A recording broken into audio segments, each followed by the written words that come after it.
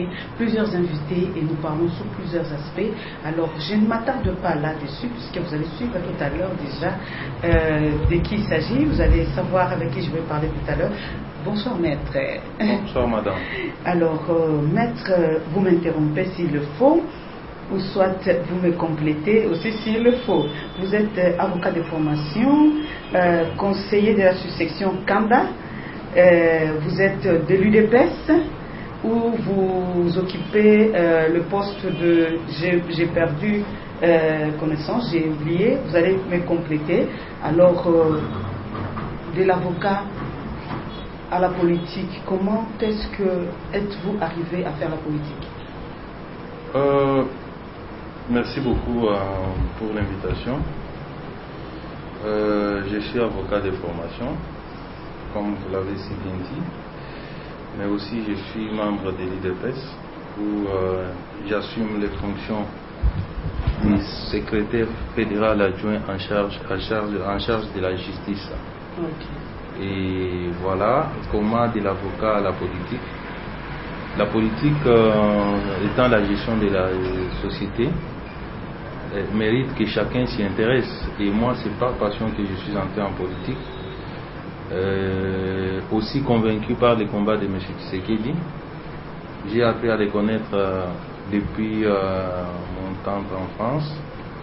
Et depuis lors, je me suis engagé. D'accord. Comment est-ce que vous arrivez à concilier cette vie-là d'avocat à la vie politique? Non, c'est une vie normale. Chacun de nous est politique d'abord. Dans la mesure... Quand vous êtes appelé à la politique et qu'il faut soit défendre, comment chaque chose a son temps, effectivement. Chaque chose a son temps. Nos réunions politiques, souvent, c'est dans les après-midi, lorsque nous avons déjà terminé le travail. Et je suis un libéral, je sais comment m'organiser avec mon cabinet pour finalement parvenir à répondre à mes obligations politiques, étant donné que j'assume, je suis cadre du parti et je dois toujours m'organiser pour être au rendez-vous lorsqu'il y a réunion. D'accord.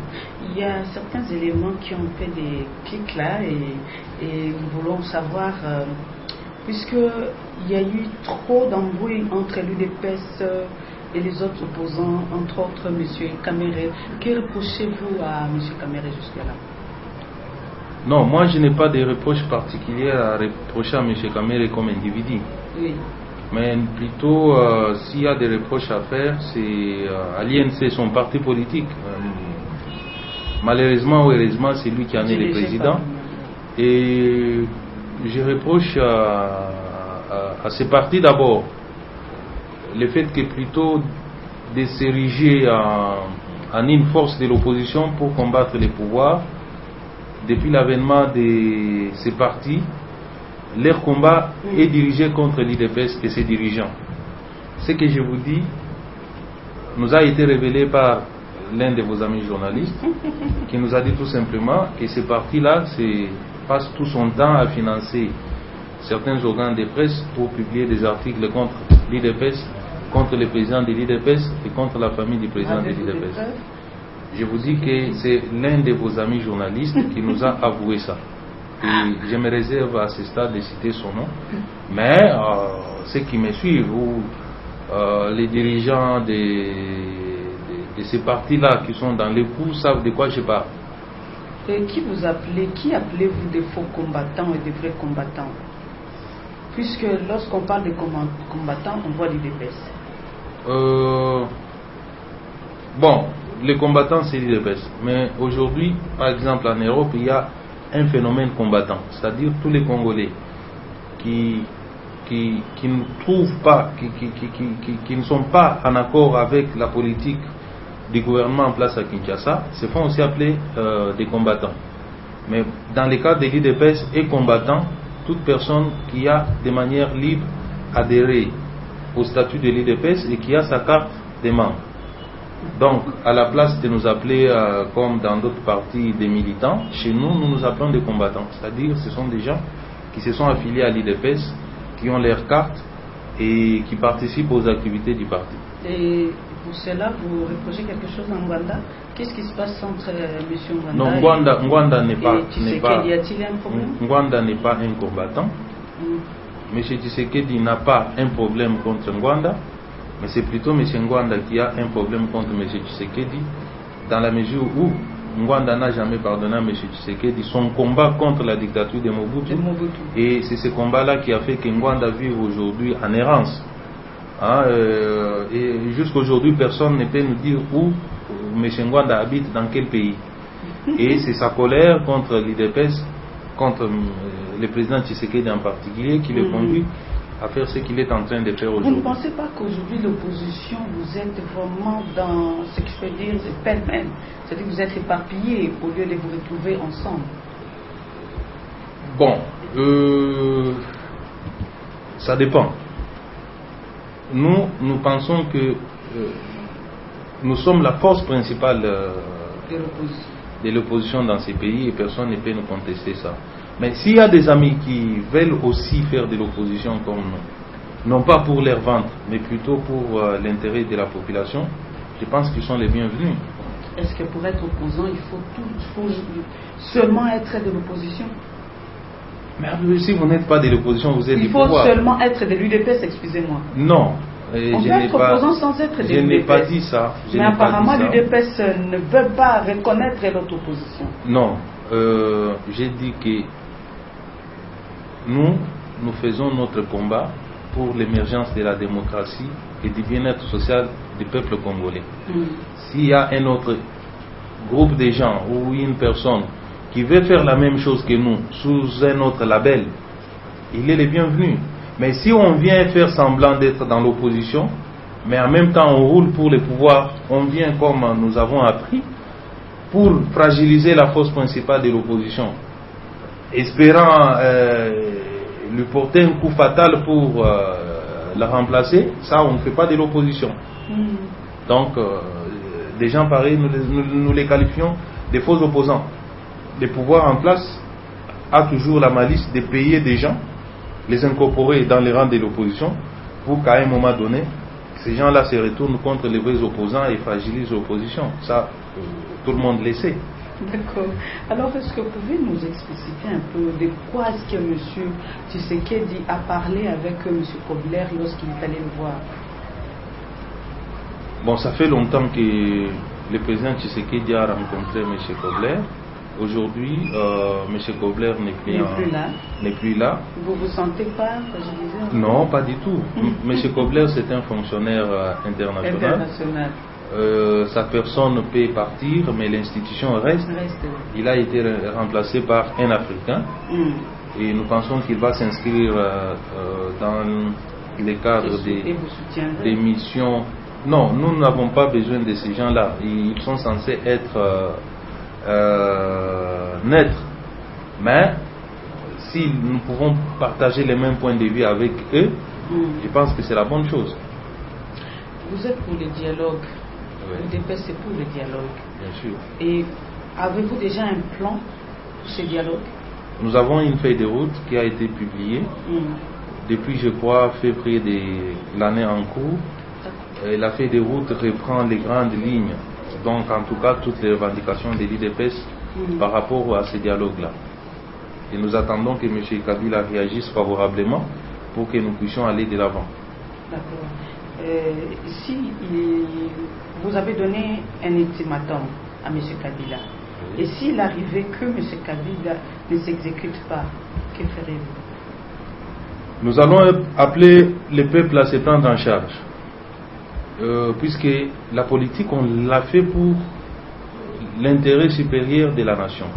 Et ici, permettez-moi d'expliquer les motivations qui ont poussé l'UDPS à prendre cette décision de mettre en demeure M. Kabila ou de donner ce que vous appelez l'ultimatum. Vous savez, le dialogue, nous l'avons voulu non pas pour aller au glissement, mais nous voulons le dialogue justement pour que les élections se tiennent dans de bonnes conditions, dans les délais constitutionnels. Or, l'organisation des élections a des préalables, il y a des délais fixes que l'on doit impérativement respecter. Alors, si, d'après nos calculs, nous rendons compte qu'au-delà du 30 novembre, si les élections n'ont pas eu lieu, on va aller au-delà des délais constitutionnels. Or, notre peuple n'en veut pas du tout. le peuple congolais ne veut pas ajouter un seul jour à M. Kabila au pouvoir. Et l'IDP se refuse d'accompagner M. Kabila dans cette logique-là. C'est ainsi que nous avons dit, si vous voulez négocier, négocions maintenant. Si vous ne voulez pas, à partir au-delà du 30 novembre 2015, nous allons nous retirer des dialogues et nous allons demander au peuple de se prendre en charge et d'agir pour la défense de ses intérêts. Et s'il arriverait qu'après les élections, que l'UDP ne puisse pas remporter, ça sera la démocratie. Vous allez continuer? Non. Nous voulons un processus électoral. Parce que ce serait une opposition éternelle. Non. Nous ne faisons pas de l'opposition éternelle. Oui. Le problème, c'est que les amis en face ne veulent pas respecter les règles de la démocratie. Nous sommes allés aux élections en 2011. Nous avons gagné. Et même les instances internationales ont reconnu que au Congo-Kinshasa, M. Tshisekedi a gagné les élections.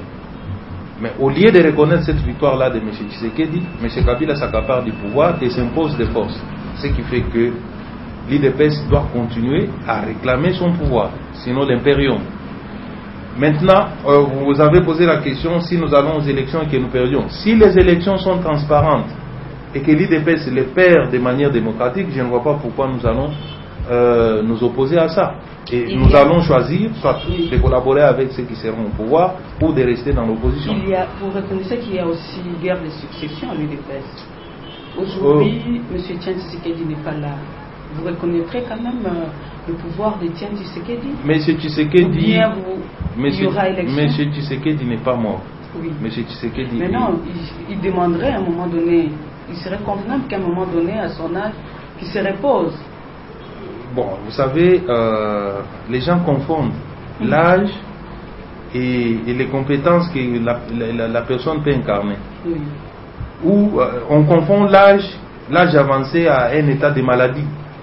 On peut être jeune, mais ne pas avoir la tête à sa place.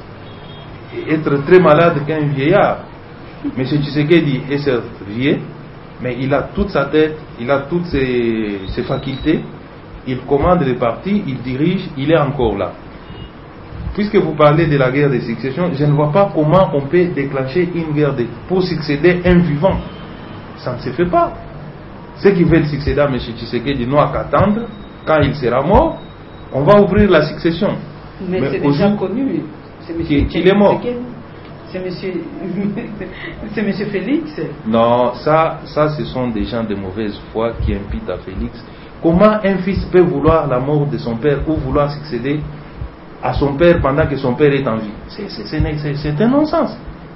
C'est un non-sens. Ça, ce n'est pas africain en tout cas. Pour ne pas dire, ce n'est pas congolais, ce n'est pas kassaïen. D'accord. Kinshasa est départagé. Nous avons vu la grande popularité des deux Kasaï soutenir Tshisekedi. Et est-ce que vous comptez vraiment sur la province du Kasaï ou bien de la République démocratique tout entière pour pouvoir soutenir vos élections à vous, l'IDPS? Non, l'IDPS est un parti national. Nous sommes les partis les plus implantés du Congo. Nous sommes sur toute l'étendue de la République. Nous comptons sur l'électorat national. Nous n'avons pas à nous baser seulement avec les Kasaï. On ne peut pas gagner une élection présidentielle par exemple. Donc, vous voyez la configuration de l'UDPS, c'est toutes les provinces qui sont représentées et nous croyons que nous allons gagner les élections. Si elles sont transparentes, nous allons les gagner sur toute l'étendue de la République. D'accord, nous avons pratiquement à la fin de notre magazine. Est-ce que nous avons juste une toute petite question? Vous sentez-vous à l'aise dans la peau du maître Peter Kazadi ou bien vous sentez-vous à l'aise dans la peau du secrétaire fédéral de l'UDPS? Non, je suis avant tout avocat. Oui. Ma profession c'est avocat.